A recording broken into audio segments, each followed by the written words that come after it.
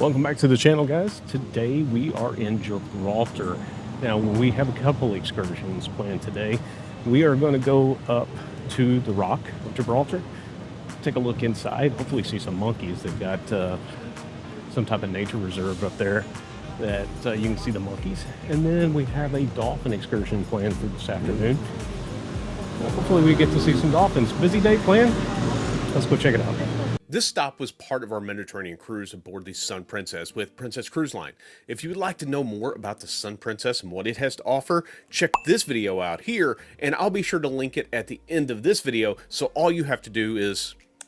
We started the day early with a tour called the Port Rock Tours from Bland's Travel, and it was a perfect way to see the highlights without worrying about all the traffic or tickets and stuff that you'll need to see some of these attractions. The whole tour took about 2 hours and covered all the main sites of the Rock.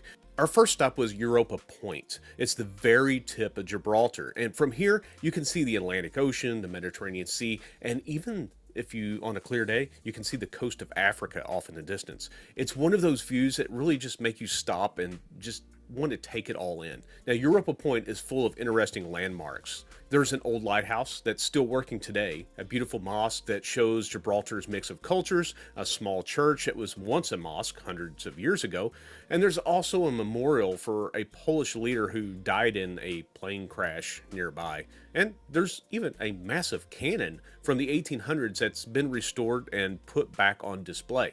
If you love taking photos, this spot is a dream. You get the ocean, the rock, and history all in one frame.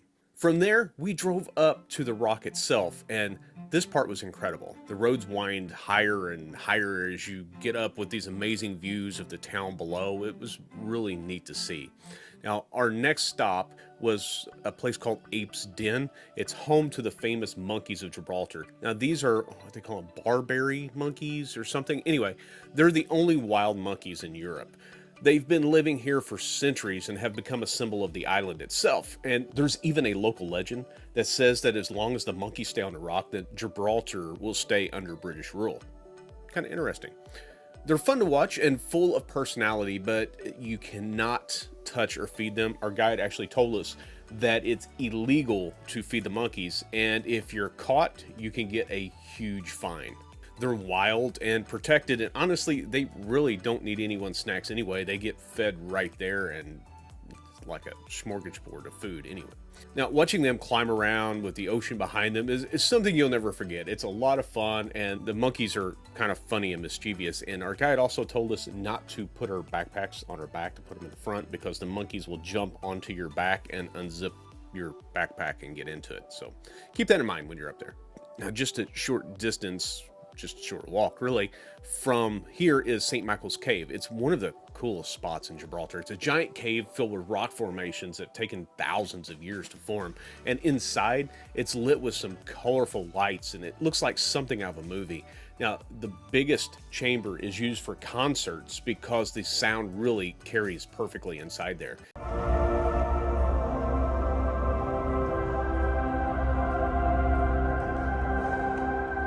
And during World War II, the cave was even prepared as a hospital, even though it was never used, thankfully. There's also a deeper cave system that you can go explore on special tours if you want a little bit more of an adventure. They also have a World War II tour that you can take around the area where they'll show you the tunnels and stuff that was actually used during World War II, but we didn't have time for that. This was one of our favorite stops. Between the colors, the lights, and the history, it's definitely a must-see. I would highly recommend it. After this tour, we had a little bit of time to grab lunch before our Dolphin tour with Dolphin Adventures. We had another excursion planned for that afternoon, so that's why we only did a short excursion in the morning. Now, our driver dropped us off at Casemate Square, I think is how you say it, which is the main area for shopping and food around there. There are several cafes, pubs, and plenty of souvenir shops. It's a great spot just to take a break and people watch for a bit.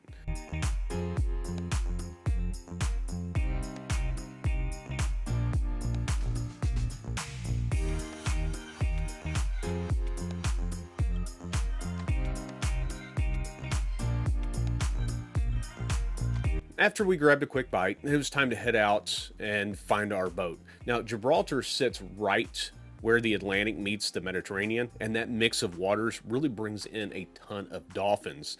And we didn't have to wait long when we got out there before they started showing up. Within minutes, they were swimming and jumping all around us. If you love wildlife and dolphins, this is definitely a must-do experience.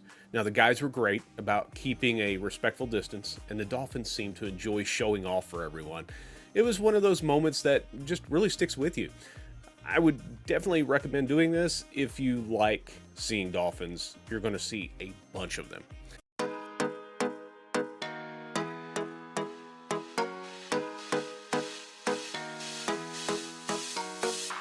Now, for a few travel tips, if you're coming from a cruise ship or you only have one day here, booking a tour like we did is the best way to really see everything. It's cheaper and easier than trying to get taxis, and you'll learn a lot from your guide. All the cannonball marks you see are all from stock cannonballs, yeah? That's not the metal ones we're making. If you'd rather explore on your own, the main town is only about a 15 to 20 minute walk from the port itself, and the streets are full of shops, cafes, and even a mix of British and Spanish culture. Now, the history here goes back more than 50,000 years. They even found a Neanderthal skull in a cave not far from here. And in the early 700s, troops from North Africa came over here and named the area Mountain of Tark, I think's what it was. And over time, it just turned into Gibraltar. So the language kind of sounded like that, so that's how it got its name. Anyway, after that, it switched between Spain and Britain many times and became one of the most important ports in Europe. And you can still see that blend of culture everywhere, from the food to the buildings and even the people. If you're coming to Gibraltar, a couple things you should know. They don't take US dollars, but they do take euros, pounds, either one of those. Primarily pounds because it is a British territory. And most people here speak English, Spanish, and Arabic. Yep, Arabic. Now that's because years ago they had to bring some people over from Morocco to do some work, and they stayed, and well, they brought their culture with them, including their language. So most of the locals here actually speak 3 languages. They speak all 3 of them. So if you're coming, you shouldn't have any trouble, whether you speak English, Spanish, or Arabic, communicating. Every corner of this place has a story. So if you are into history of any kind, this place is full of it, and you'll have trouble finding what to see and do. If you ever get a chance to visit Gibraltar, do it. Between the history, the monkeys, the caves, the dolphins, it's one of those places that just surprises you in the best way. Thanks for watching, and don't forget to hit that like and subscribe button so you don't miss out on our next adventures. And here is the link for that Sun Princess video I was telling you about, so just click here. As always, keep wondering, exploring, and discovering.